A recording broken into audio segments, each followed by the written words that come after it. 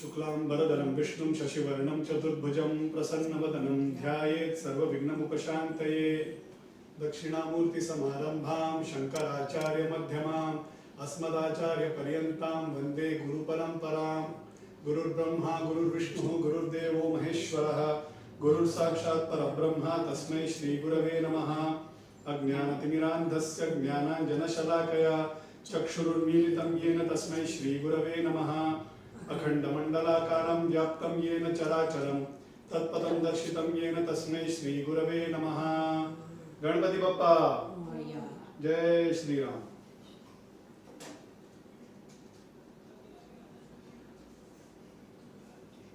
So I've always had this duel that goes in my mind, do I take side stories, do I take something beyond the normal story that I have set out to speak about?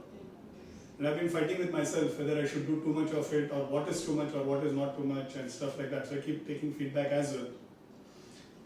The one thing is that when you don't cover the other stories, your Ramayana will go that much faster. But so I just kind of resolved today in the afternoon. I said, is our purpose really to complete the story, or is our purpose really to enjoy each story and understand the story and enjoy the moment? My sense, my take is that it would probably be good it's okay to go slowly, but at least to enjoy the story, enjoy each of the story as we go along, and that probably is the purpose, and not to really complete Ramayana and be okay with it. So I thought I'll anyway keep covering side stories wherever possible, wherever relevant. I will not dwell too much on it, but I'll anyway ensure that we have some pace with the Ramayana story as we touch along with other stories, because the idea is to only cover and know more stories. It's a storytelling session. So the idea is to just enjoy that as a real process. 27th, Tuesday, happens to be Hanuman Jayanti. This is something that I covered in the morning session also. Such a favorite god. Hanuman and Ganpati, hands down, are just simply the most favorite gods across age groups, right? The cuddly teddy bear looking Ganpati and the strong Hanuman are just, they capture our imagination totally. And we all are at so much awe with both these gods. But the irony is that we know very little about Hanuman. We don't know exactly as to the day on which he was born, the manner in which he was born, okay? So the place where he was born, there are multiple versions on each of this. Because it's a Hanuman Jayanti that's coming up, I would have anyway covered Hanuman's story, birth story, when at the time when we reach Kishkinda Kand, which is when Hanuman makes the first appearance in Ramayana story and appears in front of Rama and Lakshmana. I would have anyway covered Hanuman's story then. So I thought now is more relevant because Hanuman was born now. It probably makes sense for us to cover his birth and some aspects about him today. And we'll save that time when we really come to Kishkinda Kand. There are multiple versions about Hanuman's birth. There are multiple versions about where he was born. Some say he was born near Trimbakeshwar, which is very close to Bombay. Some say he was in south somewhere. Some say it's in Kishkinda itself. Some say it's in a little bit in north. Good part of the country celebrates Hanuman Jayanti this now. That's on 27th. Some parts in South India it covers. We consider Hanuman Jayanti to be somewhere in December. I mean, it's just not a week or 10 days here and there. It's a good few months away, right? So there's a lot of confusion, a lot of different versions. But for us, it doesn't matter. This is something that I covered in the earlier first session also. Our stories will generally have a lot of versions, right? We'll always have different versions. We'll have different ways of looking at it. But more important part is enjoying the message coming out of the story that happens around it. So that is what is really interesting. Because a good part of the country celebrates Hanuman Jayanti now, I will try and cover a quick brief on his story and then get on with Ramayana. Hands down, one of the most favorite gods. When I was a kid, my son, if I were to ask when he was a kid, who's your favorite god, he would say Hanuman. Because the sheer brute strength that he gets to the story is something that all of us are in awe. But Hanuman is just not strength. Right? Hanuman is a mix of extremely diverse characteristics. What I love to call Hanuman is he's a buddhi, bala, bhakti, sreshta. which means he is the best in buddhi, intelligence. He is the best in strength and he is the best in devotion, bhakti. If you have to give one example who fits into all these three, it has to be Hanuman. So when you give somebody an example of how intelligent one has to be, you will end up giving an example of Hanuman. If you have to give example somebody how strong a person has to be, you will end up giving an example of Hanuman. And if you have to give somebody an example of what devotion is, what bhakti is, you will end up giving an example of Hanuman. So, and they are all diverse characteristics. Why they are diverse characteristics? A person generally who is mentally strong, who's got intelligence, who's very very quick-witted, and somebody who's very intelligent will always have the ego that is intelligent. He will never be devoted. He will never have the humility of being a good bhakta. And generally in the world you will see people who are headstrong are always physically weak. Similarly, when you have people who are very strong physically, who spend a lot of time pumping iron in the gymnasium, you will end up finding those people are dumb-witted. Okay? Or they will have a lot of ego saying that they are very strong and they don't subdue themselves to anybody. And somebody who is generally very good in devotion, you will always find them lacking in intelligence and in strength. So they are diverse characteristics. They are not something that even overlap with each other. And yet when you give examples of each of them, Hanuman fits absolutely in all of this. And not just fits, he is the Shrestha, which means he is the best in each of it. He is the best in buddhi, he is the best in bala, and he is the best in bhakti. I'll just quickly, bala and bhakti, of course, we all are aware as to what he is. But I'm talking of buddhi, he is just not intelligent. So one can be intelligent and still be ignorant of the worldly ways. And he might still not be smart. We find a lot of people who are very intelligent, but they are not very good with relations. They generally have relational issues. They are not very high on emotional quotient. They are not very smart. They can't get things done. He might have read a lot of things. He might have a good knowledge, but he might still not be able to pour the knowledge at the right place. Right? Come out with examples. Use that intelligence somewhere. So just being intelligent also is not enough. Hanuman, was he just intelligent? No, he was not just intelligent. He was smart. So very beautiful word in Hindi, and that word is chatur. Okay, he was not just intelligent, he was chatur, he was smart. He knew how to get things done. He was intelligent, he knew Vedas, he knew Shastras, he knew all of that. And yet he also knew the worldly ways, how to get things done, how to be smart, how to wriggle out of a problem, how to ensure that you solve a problem and yet not hurt people, how to speak in a manner without hurting people, and how to get things done even from your enemies. So these are examples that Hanuman sets for us, and why it is important to speak about Hanuman is because it is something that all of us should emulate. All of us should look up to and try and get those qualities into us. Hanuman is such an important god, specifically in Ramayana, that I have told there are 7 kands, right? There are 7 chapters in Ramayana. It starts from Balakand, then you have Ayodhya, Aranyakand, then you have the Kishkinda Kand, then you have Sundarakand, Yuddha Kand, and the end is Uttarakand. There is one whole chapter dedicated to Hanuman, and that whole chapter will not have a single scene of Rama or Lakshmana. It is only begins with Hanuman and ends with Hanuman. The whole story is only about Hanuman, and that is the Sundarakand. We will come to it. I will actually tell you some stories also around Sundarakand. It is also one of the most beautiful of Kand. That is why it is also called Sundarakand. It is not called Hanuman Kand. It is called as Sundarakand because it is one of the most beautiful of all the chapters that you have in Ramayana. But it has got only Hanuman. It will not have Rama and Lakshmana at all in any of the scene, any of the acts. You will not have Rama and Lakshmana. It begins. The story picks off at a place where Hanuman leaves Rama and Lakshmana in search of Sita. He finishes off the entire search and comes back and meets Rama and Lakshmana after searching, and it ends there. You will have nobody else but Hanuman doing all the impossible feats that he is known for. So that beautiful a Kand. People generally say if there are problems in house, if there is problems in, say there is a job issue, there are wealth issues, there are health issues, people generally say one should do a Sundarakand Parayan. They will not even say do a full Ramayana.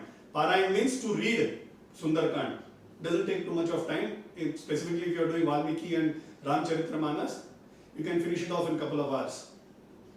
They will tell you to do 21 days Sundarakand Parayan or do for one mandala, which is 40 days. Okay? Just doing Sundarakand itself will ensure that we are rid of all our problems. All problems we will get rid of. including progeny. Okay, Hanuman was a bachelor, but including progeny. Okay, so such is the great God, the lovable God that Hanuman is. We'll quickly cover on his birth.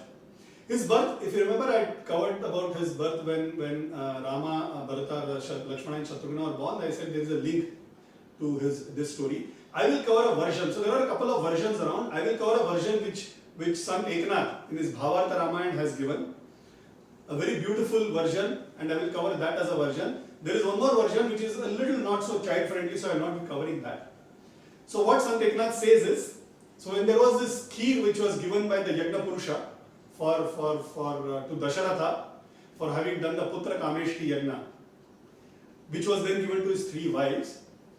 Apparently there is a kite. Kite is a bird. Okay, a kite comes and pecks a small piece of that kheer and then flies off. Anjana Devi is a queen.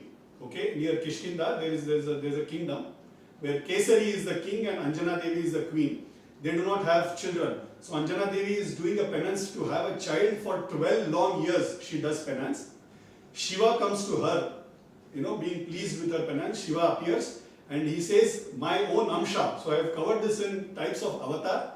Amsha avatar. Amsha avatar is where a part of the power of Shiva will take birth as a form.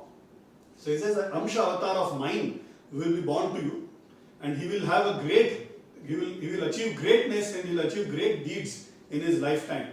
So he is very happy with Anjana Devi who is doing the penance there.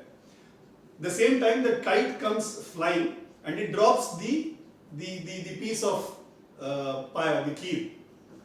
As it drops, the wind, the wind god for us is Vayu. So Vayu, the wind god, carries it in such a manner that Anjana Devi has held her hand like this and it falls right into her hand.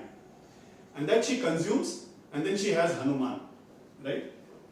So hence there are few names that Hanuman gets because Vayu, the god of wind, has helped the movement of kheer into the hand of Anjana Devi. Her name, one of his name is Maruti. Maruta means Vayu. Okay, Maruti means son of Vayu. Okay, the other name that he's got is Anjaneya. Why? Because he's the son of Anjana Devi. Right? The other name is Kesari Nandan. Kesari is the father, Nandan means son, son of Kesari. Right? And then you also have a Vayuputra. Vayuputra means son of Vayu. Vayu is the god of wind, god of air. Pavanaputra. Right? Pavanaputra also is another name. Where did he get the name Hanuman? Now that is where the crux lies, right? But we all know him more popularly as Hanuman. Hanuman simply means a person with an odd or a wide jaw. Okay, Hanu means jaw. So it's a very odd name for a god to have, right? A person with an odd jaw is the name of the god. So it's a very odd name. So why that name came to be to Hanuman? So what Hanuman does is, as a child, Hanuman is a Vanara. Vanara means, Nara means human. Okay? Vanara means those who live in a forest. One में रहने वाले नर को वानर कहते हैं. Those who live in a forest are called Vanar. Yes, in the process of evolution, we were all monkeys. That's the belief, right? So those who live in the forest, they have a slightly monkey type of a face. In terms of the evolution, they are at that level, right? So, you know how monkeys are, right? Extremely mischievous, extremely naughty. Anjana Devi is just put him to sleep. She's thinking he's sleeping. He just opens his one eye and he sees the mother is not there. And he sees rising sun on the horizon. And he's like, oh my God, what a beautiful fruit this is. He thinks it's a fruit.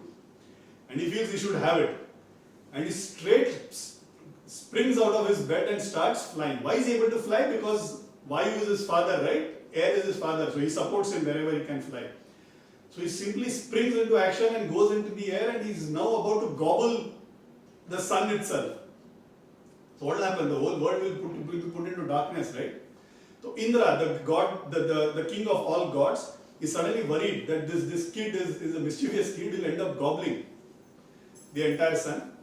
So what he does is he's got a weapon called Vajra. Vajra means basically diamond, but Vajra also means the weapon that Indra had, which is in the shape of a lightning. He hurls that Vajra, that weapon on Hanuman. Hanuman gets struck and he falls thud on the ground and he's unconscious.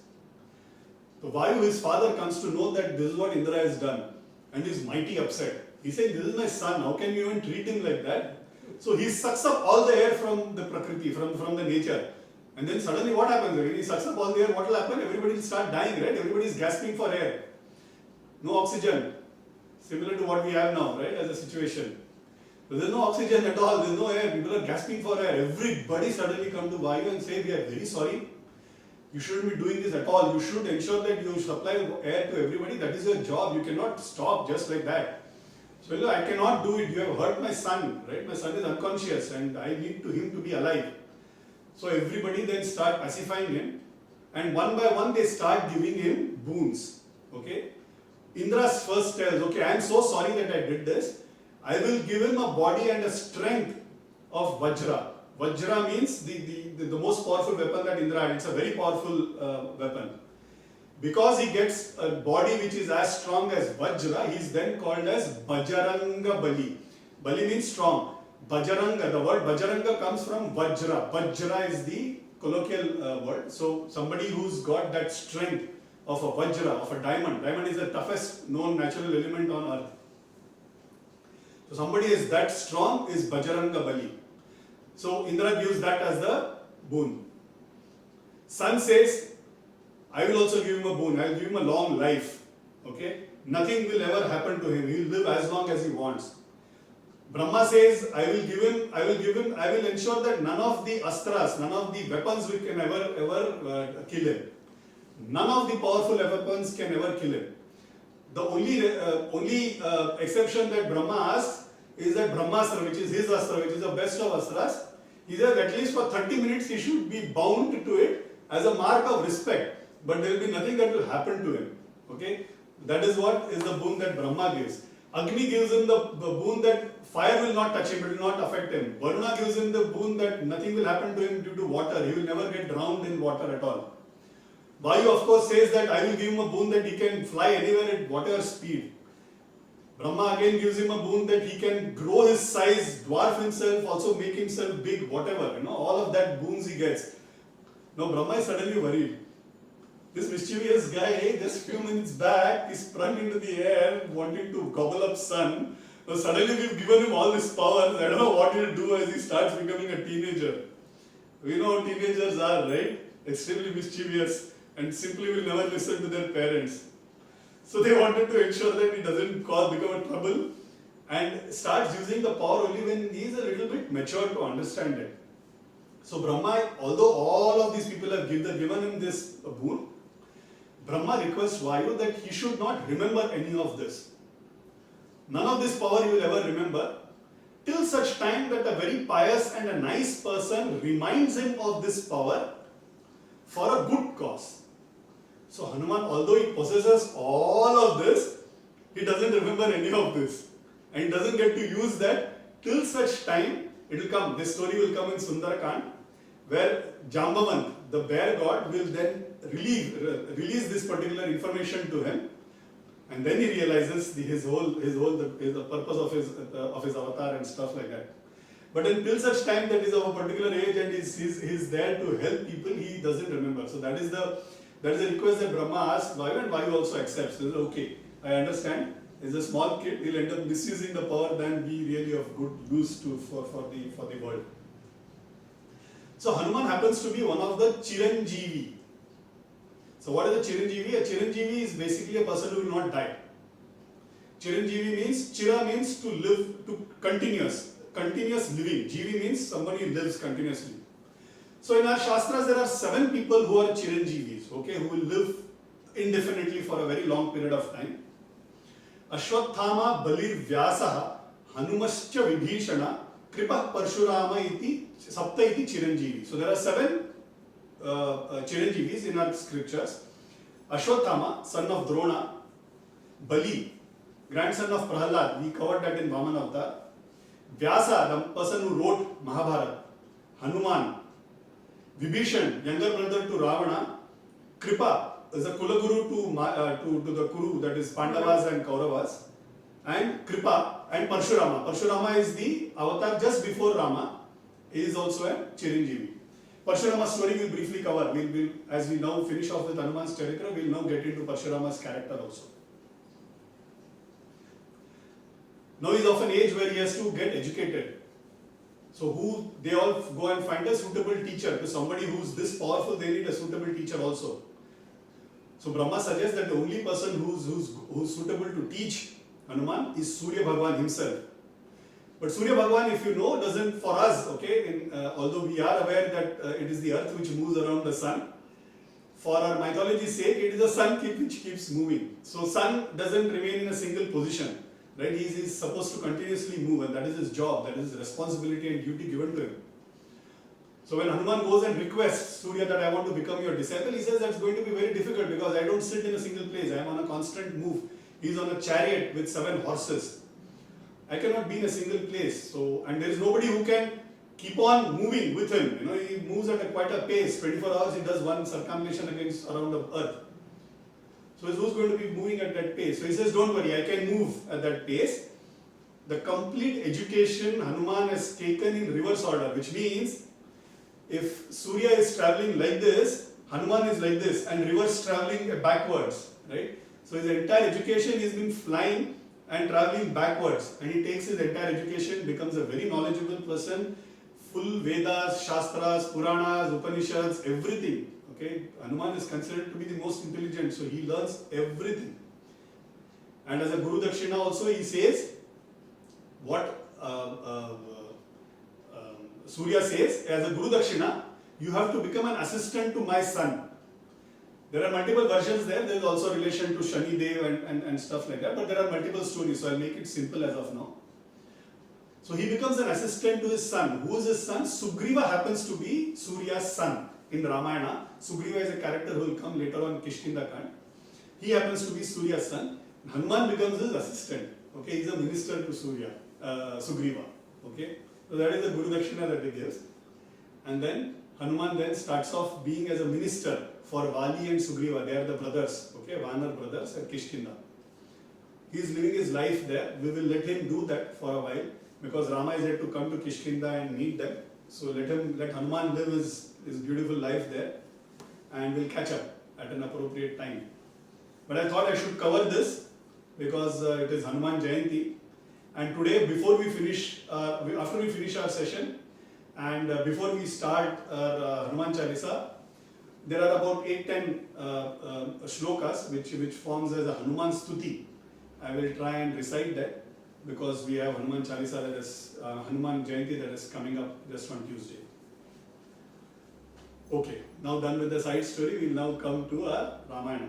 So we had left Ramayana, we had finished Sita and Ram's wedding, a beautiful occasion that all of us witnessed last time, and we also had food at that place, right? I'm sure all of us would have prasad. So we did that and we enjoyed the marriage as a ceremony. Now Rama, Lakshmana, Shatrughna, Bharata with their respective spouses and all of the entire entourage, the entire Dasharatha's wives and their relatives and everybody have now begun their journey. We also covered a small part on the Shakuna Shastra and Nimitta Shastra, right? What is Shakuna Shastra and what is Nimitta Shastra, and how our ancestors had the ability to understand the upcoming events with the help of movement of birds or movement of animals. So Shakuna Shastra is understanding the future events by understanding how birds move, and Nimitta Shastra is by understanding how animals move. So the experts say that the Shakun is not good. Okay, there's something that is untoward that's going to happen, and a split second there is a big storm that comes their way, and there's a 7-foot tall person with full rage standing in front of them with a bow on his shoulder and axe in his hand. Now this is Parshurama. Parshurama is the earlier avatar of Rama.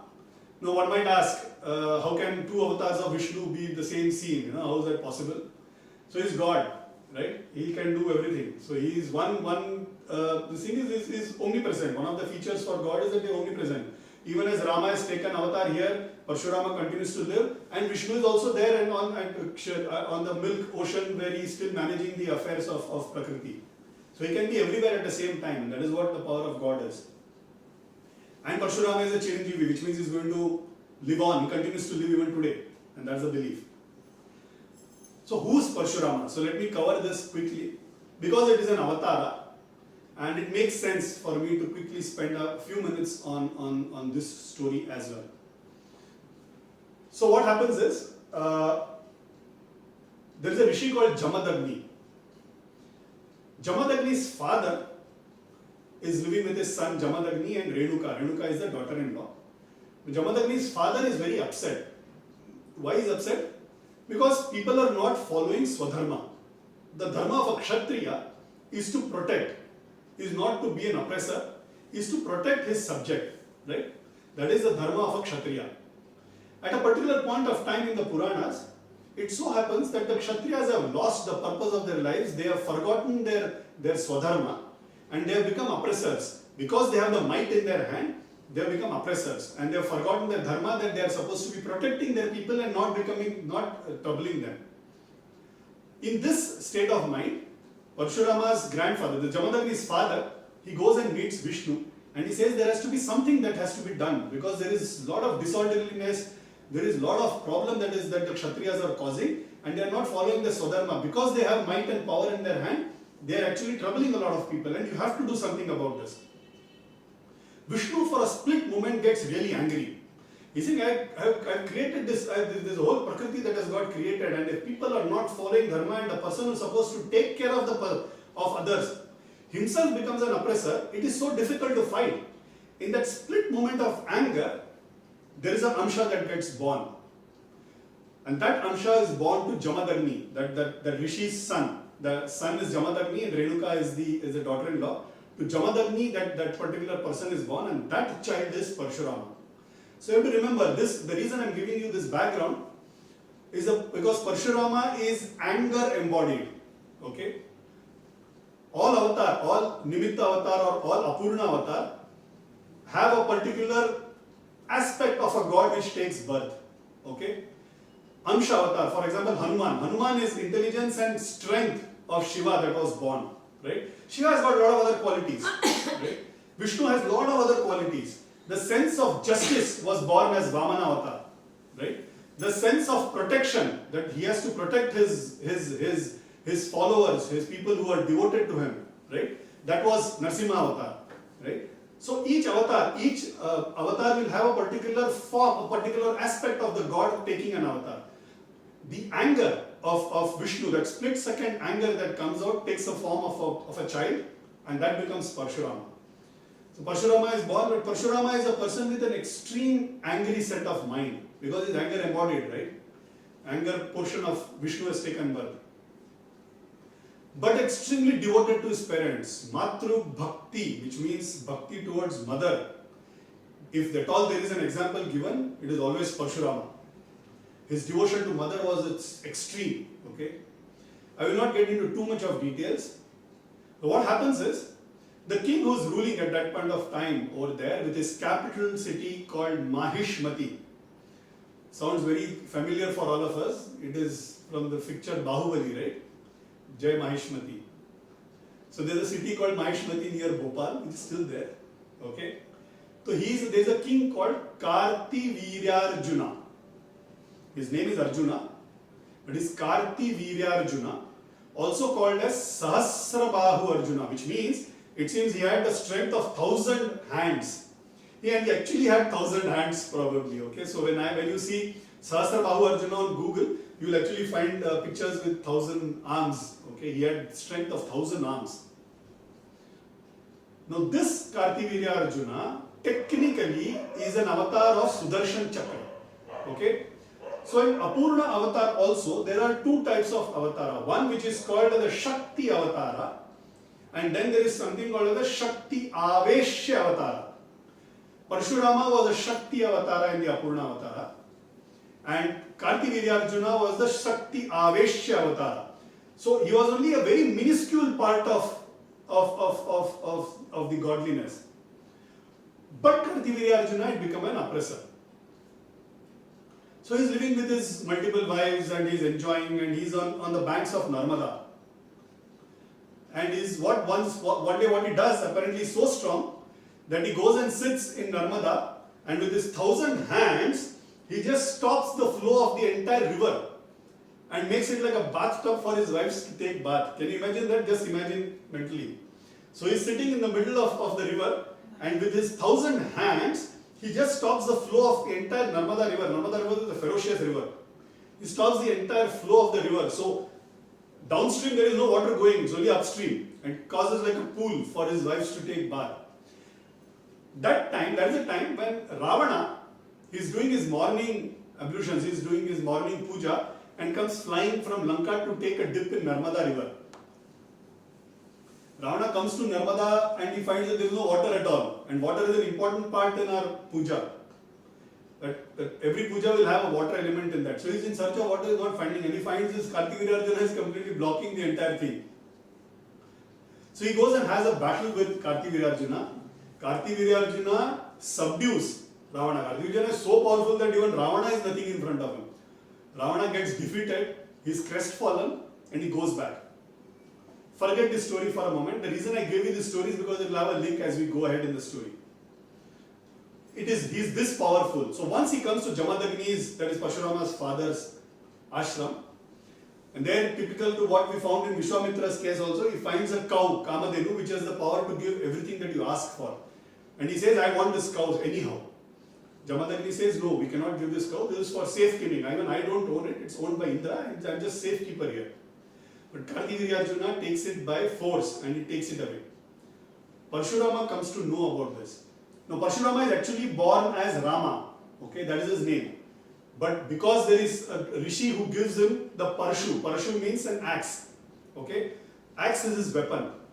Because there is a rishi which gives that axe as his weapon, he becomes Parashurama. A Rama who holds a Parashu, Parashu means axe, as his weapon becomes Parshurama. Because he was born in the Bhargava clan, he is also called as Bhargava Rama. These two names are only to differentiate him from the main Rama that we are talking of. So Parshurama comes to know this is what is done. He goes and has a war with Kartivirarjuna and he kills Kartivirarjuna. I will not get into the details. Parshurama is an extremely powerful person. He kills Kartivirarjuna, he comes back and gets Kamadhenu. When Kartivirarjuna's sons come to know that his father has been killed, they come and kill Jamadagni, that is Parshurama's father, and they go off. What Renuka, that is Jamadagni's wife, does is, when she is mourning, she beats her chest 21 times and mourns, okay? And she is wailing, she is saying, these Kshatriyas have become so oppressive that they have killed my husband, a rishi, without even thinking what they are doing. These Kshatriyas need to be wiped off, is what she says. And she pounds her chest 21 times. Parshurama, for him, his mother's order is final. When he sees her mother in mourn, when he sees his mother in absolute mourn, he decides to kill 21 different clans and their entire generation of Kshatriya. 21 different clans is equivalent to almost all Kshatriya clans across on the face of the earth. Okay? Parshurama takes it as a mission and he actually kills all 21 different clans of Kshatriya. Now almost the tilt is so much that there are hardly any Kshatriyas left on the face of earth. Renuka anyway takes Samadhi. Renuka and Jamadagni then appear to him in his dream and they say you have to stop this whole bloody carnage. You can't keep killing people like this. Kshatriyas are required, right? They have a duty to perform. They have got their message, but you can't now go on a rampage killing people. It's not done. You have to now control your powers and get into penance. You're a Brahmin, you can't get into killing people. So they go and tell him, and then Parshurama listens to him, and Jamadagni says, you will be given a power to travel anywhere in the world in split second. But at the nightfall, you have to ensure that you have to be at Mandara Parvat, which is in Himalaya. You should not set foot on you should not be found on any part of the earth other than Mandara Parvat when it is nightfall. And you have to be now in penance mode. So that is why Parshurama retires from his activity and then goes and resides in Mandara Parvata. There's a couple of angles to it, I'll just quickly cover that. There's a portion called Konkan in Maharashtra and some parts of Kerala. Okay? these parts are called as Parshurama Kshetra. Because when he was here, when he was doing journey across the country, this is a part by an axe he throws into the ocean and he plucks that land out of the ocean. Okay? So this portion which has come out of the ocean, which is the Arabian Sea, which has come out of the ocean, it is actually was into the ocean, it has come out of the ocean only because of Parshurama, and that is why it is called as Parshurama Kshetra. So you have to understand the way the geography is. So Konkan area specifically, almost till South Karnataka, West Karnataka, is a very typical geographical terrain. It is completely mountainous. The Sahyadri Mountains is the range there. That's a mountain range there. The mountain range will end and suddenly it will go into a sea level. It will become a beach. And there are a lot of mountains which are also just about touching the beach line. So this is the only terrain in India which has got, generally when you have beach, it will always be sea level, right? The entire land will be at sea level. This is the only terrain in India where you will have peaks, mountain peaks, and suddenly they will drop into a beach kind of a sea level kind of a scenario. So this kshetra was actually brought out from ocean by Parshurama. Parshurama is a revered god for Kokanastha Brahmin. The other name for Kokanastha Brahmins is Chitpavan Brahmins. They are called as Chitpavan because Parshurama, it seems, once was going through a village and there were a lot of Brahmins who were killed by a Kshatriya, and their funeral was going on. A lot of Brahmins who had got killed. So he enters and he brings them back from the ashes. He creates those Brahmins back from the ashes. So Chita means funeral pyre, right? Pavan means somebody who's got purified by Chita. That is why they are called Chit Pavan. So another name for Kokanastha Brahmin is Chit Pavan Brahmins. Very uniquely, Chit Pavan Brahmins are the people who also became the Peshwas. Okay? And they also wielded sword, bow, arrows. So it's a very unique Brahmin community who not only did Vedas and Shastras and Puja, but they also did weaponry. So they also wielded a lot of weapons. So a very unique Brahmin community in entire India. Okay, Peshwas are Chitpavan Brahmins. They were the ministers to Maratha kingdom. One of the greatest Maratha kingdom. This thing was under Peshwa rule, right? Maratha kingdom in 1700, 1800, 1900 century was at its peak under the Peshwa rule. Okay, so they were all Chitpavan Brahmins. So I thought I'll quickly cover on Parshurama story. This Parshurama, in full rage. Parshurama himself is an amsha of anger, and he now is in full rage. Okay, why is he in full rage? Because he heard the twang of Shivadanush broken at the marriage ceremony of Rasita and Ram. So he's saying, how can you do something of this kind? It is blasphemous. It is disrespectful of anybody to break such a pious and such a pure bow. How can you do that? And he's got Vishnu Dhanush on him. Okay. So he comes and he says, who's that person who broke the Shiva Dhanush? So everybody is like petrified. Parshurama is a petrifying character because one is very strong. Two, he's killed generations of Kshatriyas, right? And everybody there standing now in the Dasharatha clan are all Kshatriyas. So they're all really petrified as to what Parshurama is going to do now. So Rama, who is just 16 years now, he's 12 years now, he comes out and and he says, I did it. And he finds this charming young boy and a lot of glow on his face. Parshurama is a little pacified and he says, how can you do this? What did you do? How did you break Shiva Dhanush? He said, I just picked it up and it is cracked. So and I am carrying Vishnu Dhanush. You show me picking it up and aiming an arrow at it. Can you do that? So he said, yeah, I can do that. So he takes it in his one hand, he puts an arrow and he pulls the string. Now you have to remember here, Rama, okay, is bound by certain rules. For him, if once an arrow is on the bow and is pulled a string, which means the arrow has to be sent to break a particular target, to kill a target, to finish off a target. It will not go back into quiver without finishing the target. Okay? That is his pratigna. Once the arrow is on the bow and the string is pulled, he will not release it and put it back into the quiver. It has to go to whatever target that is decided, it has to go and defeat the target. So what Rama does is pulls it and now is pointing at Parshurama himself. And the anger, Rama is again somebody who doesn't get angry at all, right? the situation is such that he is now, Rama himself is angry as to how can you come and do this? Parshurama has come out of his penance and troubling now. So he pulls the arrow and he says, now whom do I defeat? Is what he asks Parshurama. The ease with which he wields this Vishnu bow, Vishnu Dhanush, Parshurama suddenly is humbled. Okay? And he realizes that it is the avatara of Vishnu which has come. Right? It is Vishnu himself who is wielding his own bow. Right? It is nothing strange for him to wield it so easily. He does namaskar to Rama and he says, Rama, you have to apologize me. I am sorry that I did this. I was very angry that you broke the Shiva Dhanush, but I didn't realize that you are an avatara Purusha yourself. I am sorry. But Rama says, no, I can't do anything. I have to kill a target now. I have given you two choices. Rama says, I give you two choices. One, I can kill your tapobal, which means the strength that you have gained over years of penance. I can either destroy that, or I can destroy your ability to move across the earth in split second. One of the targets I will surely kill. Parshurama says, don't kill my ability to move because I am bound by promise to my father. I have to go back to Mandara Parvata now. It's already evening. So remove all my tapobal, that is the power of my penance. I will again do penance and earn all of that. So I don't mind you removing that. So he leaves his arrow and it kills all his power of penance. So he again becomes an ordinary man, but he travels back.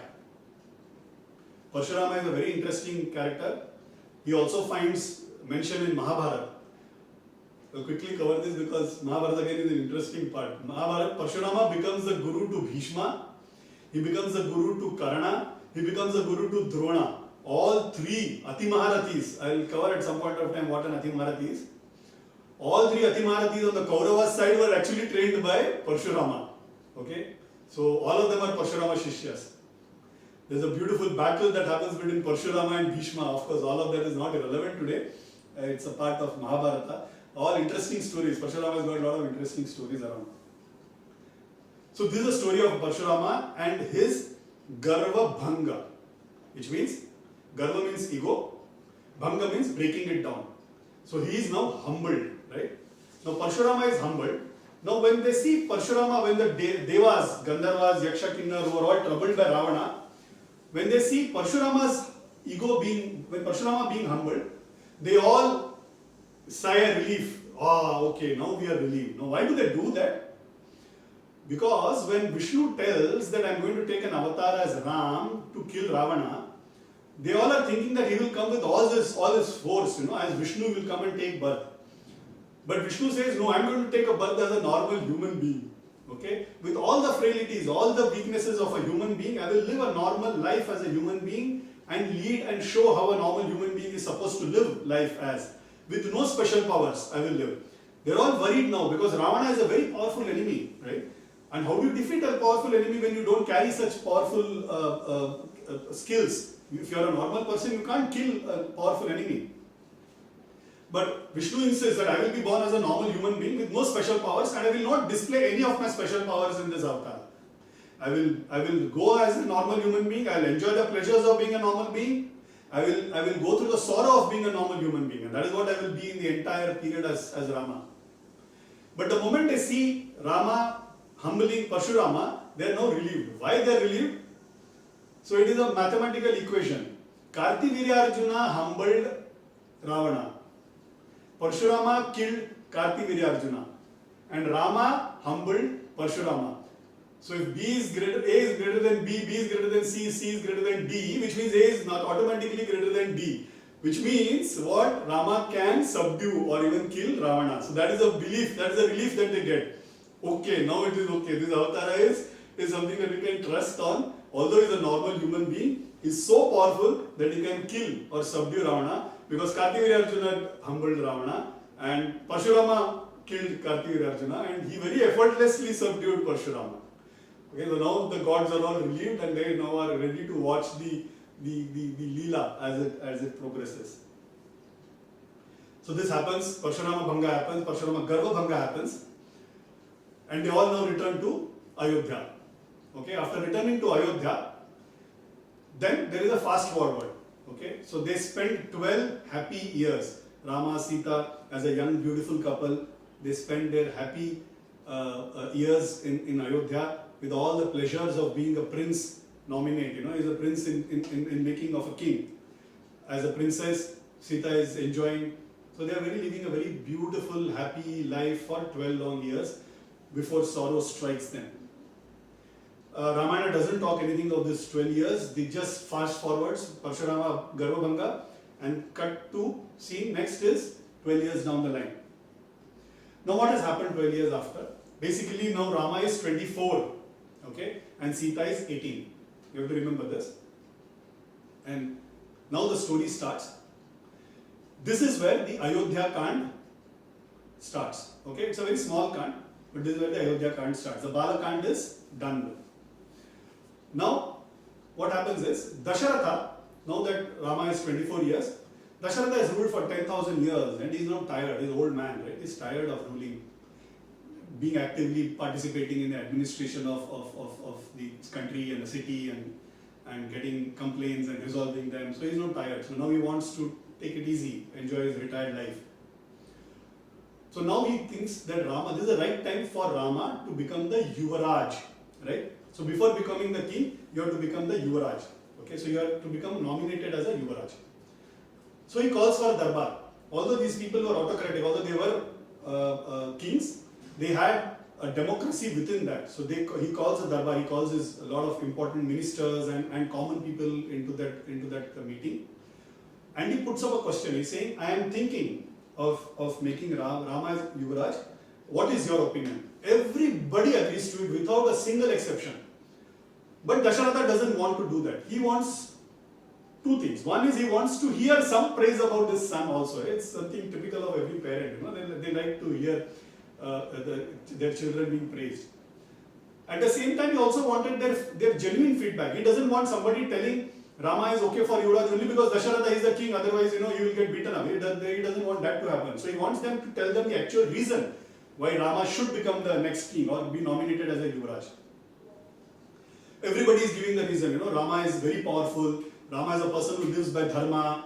Okay. Some people say Rama is so beautiful. Some people say Rama wields bow and arrow so well. Some people say Rama understands Shastra so well. Some people say Rama is Vasishtha's disciple. Who else better than Vasishtha's disciple himself to be the next Yuvraj and king? There is one person who says Rama is the most suitable because Sita is his wife. Okay, now this is an important part. Having a good spouse in itself is a quality to becoming a good household person and to become the leader of a family. In case of a king, it is a leader of the entire kingdom, right? But in case of our families, the small units, having a good wife, having a good life partner is considered to be a good quality for a person to become a good leader. Okay? So one of them actually says because Sita is his wife, he is the most eligible person. So he listens to all this adulation and Dasharatha of course is all very happy listening about his son being talked so nicely about. Now Dasharatha gets a little tense. He says, I want to finish off this Yuvaraj, it's called as Rajyabhishek, which means you actually pour water. I don't know if you have seen Bahubali, you actually pour holy water on them. There's an Abhishek that gets done, and that is how the person gets onto the throne. Okay, ascends the throne, that's the right word. So Yuvrajabhishek, that is what they want to do. But before that, why Dasharatha wanted to happen in a hurry? Okay. So Dasharatha has three wives, right? He has Kaushalya, Sumitra and Kaikeyi. Kaikeyi happens to be his most favorite. Okay, Kaikeyi is the one that he is absolutely in love with. In one of the weak moments, Dasharatha just happens to, in the past, mention, if I had the power, I would have loved to make Bharata. Bharata is Kaikeyi's son. Bharata as the king. In one of the weak love moments, he actually goes on to make this as a claim. Kaikeyi doesn't take it very seriously. Okay? Kaikeyi doesn't take it seriously, but he gets himself reminded of that. Bharata and Shatrughna, at this particular moment when Dasharatha is thinking of getting this Rajyabhishek done, have gone to Kekeya Desha. Now what is Kekeya Desha? Kekeya Desha is the place from where Kaikeyi hails. Kaikeyi belongs to Kekeya Desha. So Bharata and Shatrughna have gone to their Nana's place, okay, grandfather's place. And where is this Kekeya Desha? This is very interesting. Huh? Kekaya Desha happens to be, today's geography is in Afghanistan. Okay? Ayodhya is in Uttar Pradesh. Okay? And they are in Afghanistan. So you understand the distance. That is one. So look at the irony of things. Huh? This is very interesting. And this is something I had covered in my earlier season also. Kekaya in Treta Yuga is where Afghanistan in Kali Yuga is. In Dwapar Yuga, Gandhara Desh, it became Gandhara Desh, that is also in Afghanistan. Okay, Kandahar is what Gandhara Desh is. And look at the irony, Kaikeyi, the main villain in Ramayana, comes from there, Afghanistan. Shakuni, the main villain in Mahabharata, also comes from Afghanistan. And in today's world, Taliban also comes from Afghanistan. Okay, so, I mean, nothing against the nation per se, I just probably a coincidence that you have all three not so great set of people coming from that part of the land. Okay, so that much for them. Nice people, very warm, affectionate. Pathans are considered to be people, men of their word. Okay, but they have this streak of violence in them, right? So which causes a lot of problem. But okay, nothing to quote me. Nice people. Okay, I just don't want to be politically incorrect in a public forum. So KK, they want to Kekaya Desha. Okay. So they are spending time there. Now Dasharatha seizes an opportunity in this. He says, when Bharata is not here, I would want to finish off this Rajyabhishek. Now why does he think that? Because he somewhere doubts that probably Bharata might be have been told by Kaikeyi that if it is possible I would have made you the king, and he doesn't come back staking a claim to the throne. Now this is so unfair on Bharata. Okay. Bharata is devotion personified, okay, and it is very unfair because Kaikeyi also asks. You already know the story, okay. Kaikeyi anyway goes and asks Rama, Dasharatha that Bharata wants to become the king. She also misjudges her son. Dashara also misjudges his son. They both doubt Bharata and his devotion towards Rama, which is a very unfair thing, right? If Lakshmana, there can be no brother like Lakshmana. There is just simply no doubt. There is a saying in Hindi, and one of my aunts had told me this, that probably there can be another Ram who might be born, but there can never ever be another Lakshmana that can be born.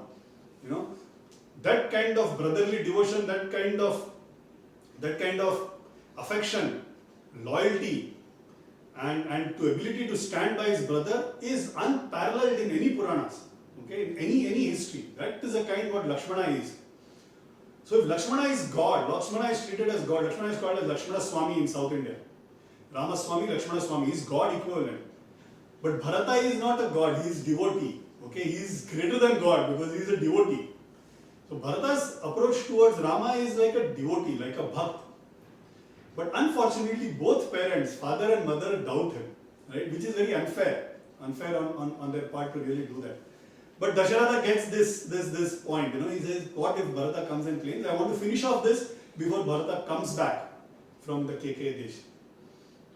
So what he does is, he tells his Kulaguru Vasishtha, he says, let us have this particular Rajyabhishek done as soon as possible.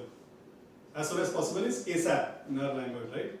So let us get it done ASAP, without really spending any time anymore, we should get it done. So they find a muhurt very soon, I think it's almost like next day. We should get it done. So Dasharatha then calls Rama.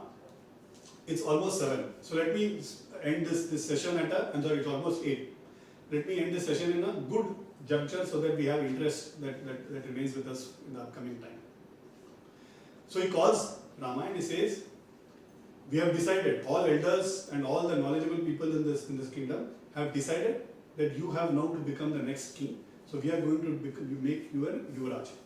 Rama listens to that with the same poise, with the same calmness, with the same grace as you would have heard any other news. No, me, I am the king. No such celebrations.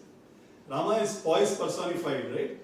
Then, okay, it's your decision. I respect that. He does namaskar to his father. He goes to his mother's quarters, goes and does namaskar there, and he says, this is what father has decided for me. Whatever he decides for me, I am going to abide by that. I will simply do that, whatever he asks me to do. So Dasharatha and Kaushalya are very happy, they bless him, and they say, today's night you have to spend like a Harpreet, you have to sleep on floor, and there is a vrat that you have to do. You have to not eat anything, and tomorrow morning will be the Abhishek that will happen, and after that you will be then anointed as the Yuvaraj. Let us end the story here. I'll just give you a peek preview in what is upcoming. So in the next session, we will have a person called Manthara, okay, who's the main villain in the entire story, who's going to walk into the scene. Okay, who's Manthara? Manthara is the daima, is the nanny for Kaikeyi. She's a person who's brought up Kaikeyi. Okay, so she should have been in Kaikeyi Desh. What is she doing here in Ayodhya, right? So in those days, what used to happen is when queens used to get married, so that they feel the same comfort, so that they are not feeling out of place when they go to their in-laws' place, the king will send some part from her servants at his place along with them. So because she is a daima, she is the lady who actually brought up Kaikeyi. Kaikeyi asks for Manthara, and she travels with her and stays with her in Ayodhya. So this is a problem. I'll cover this as a problem also as we go along. This lady now becomes the main problem for the entire story, and now the story will start panning out. So all the happy days are done.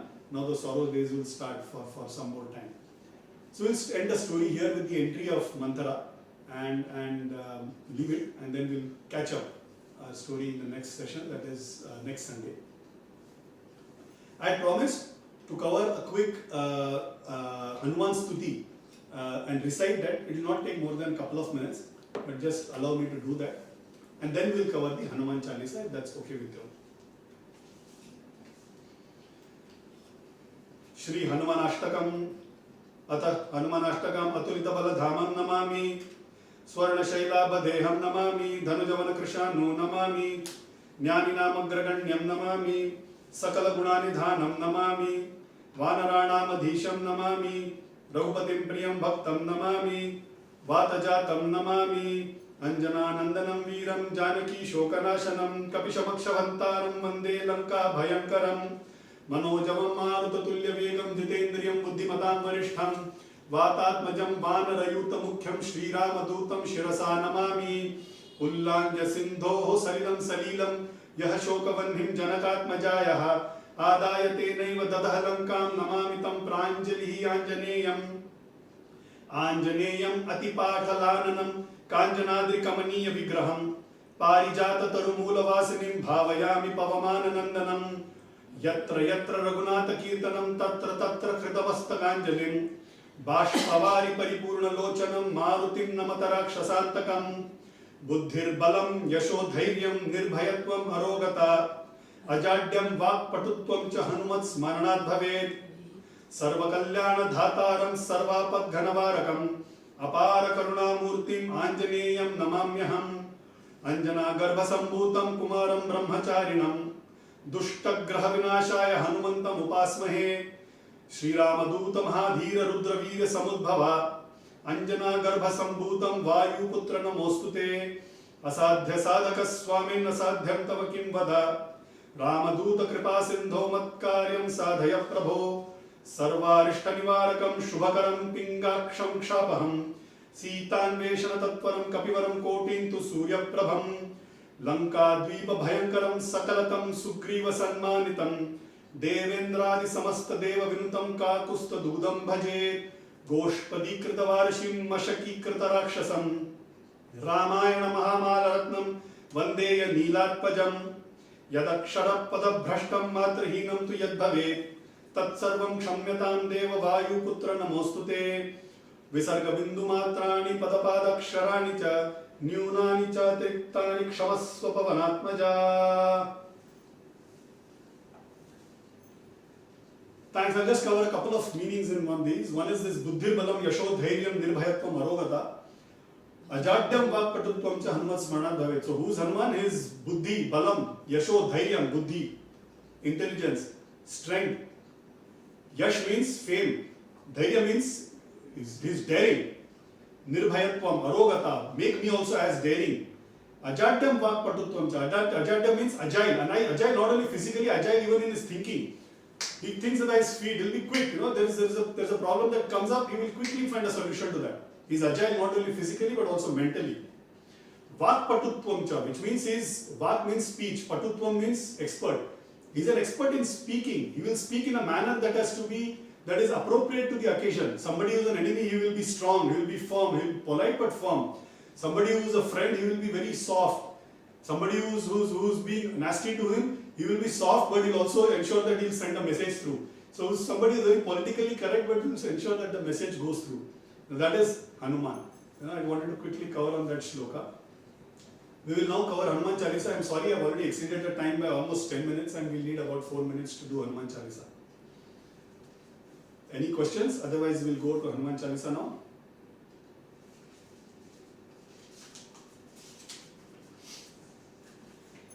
Shri Guru Charana Saroj Raja Nijamana Mukura Sudhari Baranau Raghuvara Bimala Jasu Jodaya Kubalachari Buddhihin Tanu Janike Sumiro Pavana Kumar Bala Buddhi Vidya Dehu Mohe Harau Klesha Vikar Jai Hanuman Jnana Guna Sagar Jai Kapisa Dehu Loka Ujagar Ramaduta Atulita Baladhama Anjani Putra Pavana Sutanama Mahavir Vikram Bajrangi कुमति निवार सुमति के संगी कंचन वरण विराज सुबेसा कानन कुंडल कुंचित केसा हाथ वज्र और ध्वजा विराजे कांधे मूंज जनेऊ साजे सुवन केसरी नंदन तेज प्रताप महाजगबंदन विद्यावान गुणी अति चातुर प्रभु चरित्र सुनिबे को रसिया राम लखन सीता मन बसिया सूक्ष्म रूप धरि सिय दिखावा विकट रूप धरि लंक जरावा भीम रूप धरि असुर संहारे रामचंद्र के काज सवारे लाए सजीवन लखन जियाए श्री रघुवीर हर्षि उर लाए बहुत बढ़ाई तुम मम प्रिय भरत ही सम भाई सहस बदन तुम रो यश गावे अस कहि श्रीपति कंठ लगावे ब्रह्मादि मुनीसा नारद सारद सहित अहिसा जम कुबेर दिक्पाल जहाँ ते कवि कोविद कहि सके कहाँ ते तुम उपकार सुग्रीव ही कीन्हा राम मिलाए राजपद दीना तुमरो मंत्र विभीषण माना लंकेश्वर भय सब जग जाना जुग सहस्र योजन पर भानु लील्यो ताहि मधुर फल जानू प्रभु मुद्रिका मेलि मुख माहि जल दिलांघ गए अचरज नाही दुर्गम काज जगत के जेते सुगम अनुग्रह तुमरे तेते राम दुआरे तुम रखवारे होत न आज्ञा बिनु पैसारे सब सुख दहै तुम्हारी सरना तुम रक्षक काहू को डरना आपन तेज सम्हारो आपै तीनों लोक हाँकते कापै भूत पिशाच निकट नहीं आवे महावीर जब नाम सुनावे नासे रोग हरे सब पीड़ा जपत निरंतर हनुमत बीरा संकट ते हनुमान छुड़ावे मन क्रम वचन ध्यान जो लावे सब पर राम तपस्वी राजा तिनके काज सकल तुम साजा और मनोरथ जो कोई लावे सो ही अमित जीवन फल पावे चारों जुग वर ताप तुम्हारा है पर सिद्ध जगत उजियारा साधु संत के तुम रखवारे असुर निकंदन राम दुलारे अष्ट सिद्धि नव निधि के दाता असवर दीन जानकी माता राम रसायन तुम्हारे पासा सदा रहो रघुपति के दासा तुम्हारे भजन राम को पावे जन्म जन्म के दुख बिसरावे अंत काल रघुवर पुर जाई जहाँ जन्म हरि भक्त कहाई और देवता चित्तन धरई हनुमत से ही सर्व सुख करई संकट कटई मिटई सब पीड़ा जो सुमिरै हनुमत बल बीरा जय जय जय हनुमान गोसाई कृपा करहु गुरुदेव की नाई ये शत बार पाठ करे कोई छूट ही बंदी महासुख होई जो यह पढ़े हनुमान चालीसा होए सिद्धि सा की गौरी सा तुलसीदास सदा हरि चेरा पवन तनय संकट हरन मंगल मूर्ति रूप राम लखन सीता सहित हृदय बसहु सुर भूप सियावर रामचंद्र की जय के बोलो हनुमान की जय।